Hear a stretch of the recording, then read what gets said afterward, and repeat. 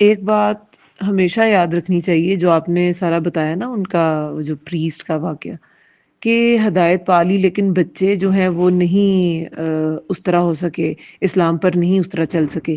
بات یہ کہ جو ہدایت ہے نا، یہ ونس اینڈ فار ایور نہیں ہوتی۔ یہ ایک دفعہ آپ نے اس کی دیکھیں، ہم ہر نماز میں ہر رکعت میں دعا مانگتے ہیں، اہدنا الصراط المستقیم، اہدنا الصراط المستقیم، یا اللہ ہمیں سیدھے راستے پہ چلا، یا اللہ ہمیں سیدھے راستے پہ چلا، ان لوگوں کا راستہ جن پہ تو نے انعام کیا، ان سے بچا جن پہ تو جو مغضوب ہے، جو ضالین ہے۔ تو بات یہ ہے کہ ہدایت ہر وقت مانگنی پڑتی ہے، اور جب آپ ہدایت پہ رہتے ہیں نا تو آپ مزید ہدایتیں پڑھتے ہیں۔ ہم نے آج کے بارے میں کیا پڑھا؟ سورہ محمد کی آیت نمبر 17 مجھے بہت ہی زیادہ اچھی لگتی ہے، والذین اہتدوا زادہم، اور وہ جنہوں نے ہدایت پائی اس نے زیادہ کیا انہیں، اللہ تعالیٰ نے انہیں زیادہ کر دیا۔ کس میں؟ ہدایت میں۔ ہدم و آتاہم تقواہم، اور اس نے انہیں دیا تقوی ان کا، اور پھر انہیں تقوی بھی دے دیا۔ اور جو سورہ بقرہ ہے اس کے شروع میں آتا ہے ہدی للمتقین، ہدایت ہے ہی متقی لوگوں کے لیے، اس سے ہدایت پاتے ہیں متقی لوگ۔ تو وہ جو یہ اقرا بار بار وہ ورڈ یوز کرتی ہے نا، ڈائریکٹلی پروپورشنل، تو یہ ہدایت اور تقوی بھی نا ڈائریکٹلی پروپورشنل ہوتے ہیں۔ یہ دونوں ایک دوسرے، ایک بڑھتا ہے تو دوسرا بڑھتا ہے، دوسرا بڑھتا ہے پہلا بڑھتا ہے۔ تو جب تک ہم ہدایت کے لیے کوشش نہیں کرتے رہتے نا، ہدایت بڑھتی نہیں ہے، اور جب وہ بڑھتی ہے تو تقویٰ بھی بڑھتا جاتا ہے، تقویٰ بڑھتا جاتا ہے، بڑھتا جاتا ہے، اور ہدایت میں وہ جو صراط مستقیم ہے نا، اس کے آگے، اس میں آگے انسان سفر طے کرتا جاتا ہے، کرتا جاتا ہے، اور آگے پہنچتا جاتا ہے۔ اب اس سفر میں ہماری زندگی جب اینڈ ہوگی، ہم کس پوائنٹ پہ ہوں گے، کتنا سفر طے کر چکے ہوں گے، وہ سب چیزیں شمار ہوتی ہیں، وہ سب چیزیں ہمارے مال نام۔ لیکن یہ ضروری نہیں ہے کہ کوئی، کچھ لوگ بہت زیادہ کام کر لیتے ہیں دین میں آ کے، کچھ لوگ اتنا نہیں کر پاتے، مگر اللہ تعالیٰ کے ہاں نا ریزلٹس پہ ریوارڈ نہیں ملتا، اللہ کے ہاں کوشش پہ ریوارڈ ملتا ہے۔ تقویٰ کے درجات ہیں، جب آپ ہدایت پہ رہتے ہیں تو آہستہ آہستہ آہستہ آہستہ آپ کے وہ درجات نہ کور ہوتے جاتے ہیں۔ سب سے پہلے تقویٰ کا مطلب ہی ہوتا ہے بچنا، ٹھیک ہے؟ تو آپ جب انسان اسلام میں آتا ہے نا، سب سے پہلے وہ کفر سے بچتا ہے، کفر و شرک سے بچتا ہے۔ جب وہ لیول آ گیا اس کے بعد کیا ہوتا ہے بچنا؟ یہ ہدایت کے لیول ہیں، یہ تقویٰ بھی انہی سے آگے بڑھتا ہے، تقویٰ بھی انہی سے بڑھتا ہے۔ پھر گناہ اور حرام کاموں سے انسان بچتا ہے، پھر شبہات سے انسان جو مبہم چیزیں ہیں ان کو چھوڑ دے، جو محکمات ہیں، جو محکم احکامات ہیں ان کو اپنائے، ان پر چلے، شبہات سے بچے، شہوات سے بچے، جو بیکار کی خواہشیں انسان کو ڈیٹریکٹ کرتی ہیں، ڈسٹریکٹ کرتی ہیں، ان سے بچے، اللہ کو وہ جگہ دے جو اللہ کی ہے۔ یہ سارا کیا ہے؟ یہ تقویٰ ہے۔ تو پھر ایسے تقویٰ والوں کو ہدایت ملتی ہے۔ جب ہدایت ملتی ہے پھر انسان آگے آگے، اور وہ جو سورہ بقرہ میں ہدی للمتقین، تو آگے تقویٰ والوں کی نشانیاں کیا ہے؟ غیب پر ایمان رکھتے ہیں، نماز میں خشوع کرتے ہیں، اللہ کے دیے سے خرچ کرتے ہیں، قرآن اور سابقہ کتابوں پر ایمان رکھتے ہیں، آخرت پر یقین رکھتے ہیں۔ تو یہ سب چیزیں، یہ ہدایت کے عناصر ہیں، یہی ہدایت پر ہوتے ہیں۔ ہدایت کا مطلب یہ نہیں ہے کہ ایک بار آپ نے ہدایت مانگ لی، آپ کو لگا کہ میرا لیول اچھا ہے، وہ ساری زندگی وہی لیول رہے گا، نہیں۔ ایمان گھٹتی بڑھتی چیز ہے، ہدایت ہر وقت مانگنی پڑتی ہے، اس کو ہر وقت طلب کرنا ہے، اس کے لیے ہر وقت کوشش کرنی ہے۔ ہم نے بھی کل کے بارے میں وہ جو حسن بصری سے جب پوچھا گیا آپ کے تقویٰ کا کیا راز ہے، تو انہوں نے فرمایا میں نے 4 چیزیں سمجھ لی۔ ایک یہ کہ مجھ سے میرا رزق کوئی نہیں چھین سکتا، تو میرا دل مطمئن ہو گیا۔ اللہ سے ڈرتے تھے نا وہ، یہ سارے سلف صالحین جو تھے یہ اللہ سے ڈرنے والے لوگ تھے۔ تو وہ یہ اللہ کا ڈر کیسے ہے؟ یہ اللہ کا ڈر ہوتا ہے جس کی وجہ سے انسان، تقویٰ کا معنی کبھی اللہ کا ڈر کیا جاتا ہے، کبھی پرہیزگاری کیا جاتا ہے۔ تو یہ وہ اللہ کا ڈر ہوتا ہے جو گناہوں سے پرہیز کراتا ہے، اس سے انسان گناہوں سے بچ جاتا ہے۔ یہ وہ ڈر نہیں ہوتا جو گناہ کے بعد ہوتا ہے، وہ خوف ہوتا ہے کہ اللہ سے آپ کو پھر خشیت محسوس ہوئی، اللہ سے خوف محسوس ہوا اپنے گناہوں کی وجہ سے۔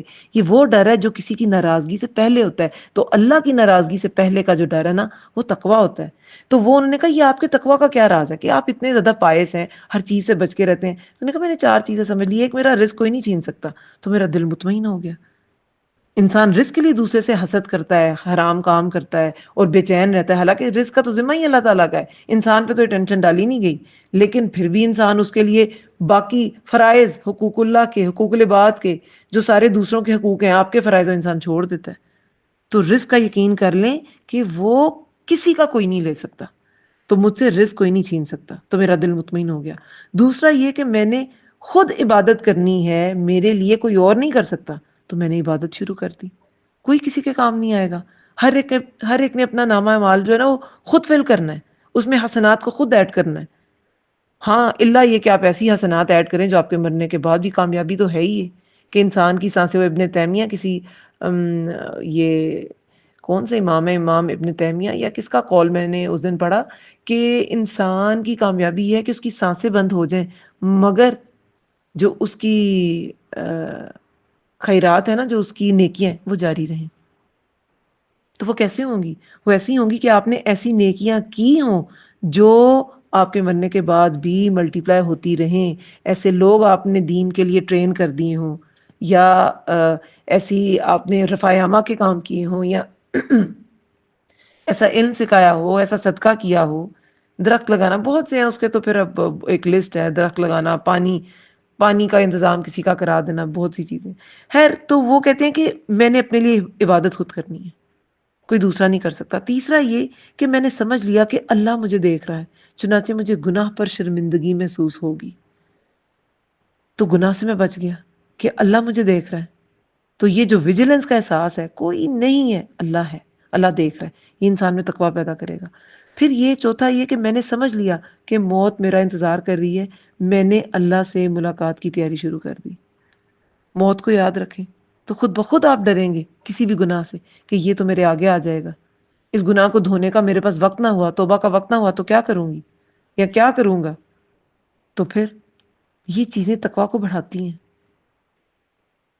آپ کو پتہ ہے ایک بار ابن عمر ایک نا مدینہ کے علاقے میں گئے، مدینہ کے کسی علاقے میں نکلے، تو ان کا غلام نافع، بڑے مشہور ان سے روایات بھی ہیں بہت سی، تو نافع ان کے غلام تھے، وہ بیان کرتے ہیں کہ بہت گرم دنوں کے ہم نے روزے رکھے ہوئے تھے، تو پھر خیر انہوں نے ایک جگہ پہ دسترخوان پھر بچھایا اور کہا کہ چلیں ہم ادھر اب کھانا کھا لیتے ہیں۔ تو وہ کہتے ہیں کہ جب انہوں نے کھانا لگایا تو وہ کہتے ہیں کہ وہ ایک چرواہا وہاں سے گزر رہا تھا، وہ چرواہا گزر رہا تھا تو انہوں نے کہا کہ تم بھی آؤ اور ہمارے ساتھ کھانا کھاؤ۔ وہ جو چرواہا تھا اس نے اسے جب انہوں نے دسترخوان بچھایا کہ چرواہا پاس سے گزرا تھا، دسترخوان بچھا دیا، تو انہوں نے کہا کہ تم بھی آؤ کھا لو۔ یہ روزوں کے دن نہیں تھے، اس چرواہے نے روزہ رکھا ہوا تھا، تو چرواہے نے کہا کہ میں تو روزے سے ہوں۔ تو انہوں نے کہا کہ اتنے گرم دن، اتنی گرمی تھی، تو تم نے روزہ رکھا ہوا ہے؟ تو انہوں نے کہا ہاں، میں ان خالی دنوں کا انتظام کر رہا ہوں، ان خالی دنوں کی تیاری کر رہا ہوں جب عمل کا موقع نہیں ملے گا، یعنی کہ ابھی تو میرے پاس ٹائم ہے، دنیا کی زندگی میں عمل کر رہا ہوں، کچھ ایسے خالی دن بھی آئیں گے جب میری استطاعت نہیں رہے گی، مرنے کے بعد انسان کی استطاعت تو نہیں ہوگی نا عمل کی۔ تو ابن عمر نے کہا چلو میں اس کا نا تھوڑا امتحان لیتا ہوں۔ انہوں نے سوچا، انہوں نے ریوڑ سے نا ایک بکری کہا کہ تم نا مجھے ایک بکری بیچ دو، تو اس نے کہا کہ یہ تو میرے آقا کی ہے، بکریاں تو میری نہیں ہیں، میں کیسے بیچ دوں؟ تو ابن عمر نے کہا کہ بکریاں پہاڑوں میں جاتی ہیں اور کوئی بکری گم بھی جاتی ہے، کسی کو کیا پتہ چلے گا، اور تمہیں میں نقد قیمت بھی دوں گا اور تمہارے افطار کے لیے تمہیں گوشت بھی دوں گا۔ تو وہ یہ سن کے نا چرواہا وہاں سے نہ چل پڑا اور بولتا کیا جا رہا تھا، این اللہ این اللہ، اللہ کہاں ہے، اللہ کہاں ہے؟ یعنی کہ اگر میں آپ کی باتیں سن لوں، آپ کی بات مان لوں، تو اللہ کہاں ہے؟ اللہ مجھے تو اللہ کا خوف ہے۔ یہ اس چرواہے کا تقویٰ تھا۔